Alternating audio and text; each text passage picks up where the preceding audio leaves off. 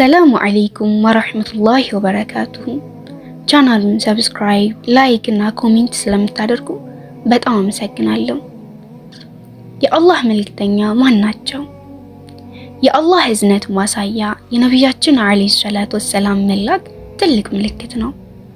አላህ በተከበረው ቃሉ መልካም ስነ ምግባር ልታሟላ እንጂ አላክንህም ይላል። ነቢያችን አለይሂ ሰላቱ ወሰላም በስነ ምግባር የመጠቁ ከሰው አእምሮ በላይ ሆነው የሰው ልጅ ልብ በፍቅር ለመቆጣጠር የተፈጠሩ እስኪመስል ድረስ ጸባያቸው ረቂቅ ነው። ከሷሃቦቹ ጋር የነበረው መስተጋብር፣ ከሚስቶቹ ጋር የነበረው አኗኗር፣ ለጠላቶቻቸው እንኳን ሳይቀር የነበረው ስነ ምግባር ለጉድ ነው። አንድ ቀን ነቢያችን አለይሂ ሰላቱ ወሰላም ዘንድ አንድ ገጠሪ ይመጣል። ኑሮ ያልሰመረለት ደሃ ግለሰብ ነው።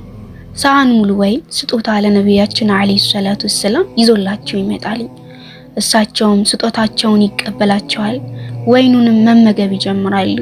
መጀመሪያውን ጎርሰው ፈገግ አሉ። ሁለተኛውንም ጎርሰው ፈገግ ይላሉ። ገጠሪው ተደሰተ።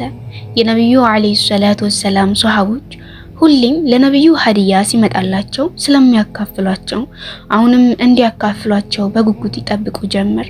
የአላህ መልእክተኛ ሰለላሁ ዐለይሂ ወሰለም ግን የመጣላቸውን የወይን ፍሬ አንድ በአንድ ፈገግ እያሉ በልተው ጨረሱ።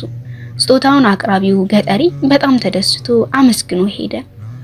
አንድ የነብዩ ሰለላሁ ዐለይሂ ወሰለም ሷሃባ ወደ እሳቸው ቀረብ ብሎ ያ ረሱላህ ምነው ሳያካፍሉን ጨረሱት ብሎ ጠየቃቸው።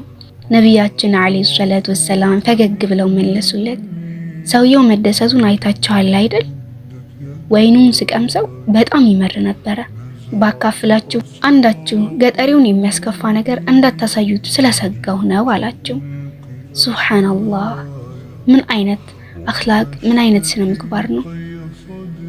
ያ ረሱላህ፣ ያ ሐቢበላህ፣ እናቴም አባቴም ሀብቴም ንብረቴም ህይወቴም ፊዳ ይሁንልዎ ፊዳከ አቢ ወኡሚ ያ ረሱላህ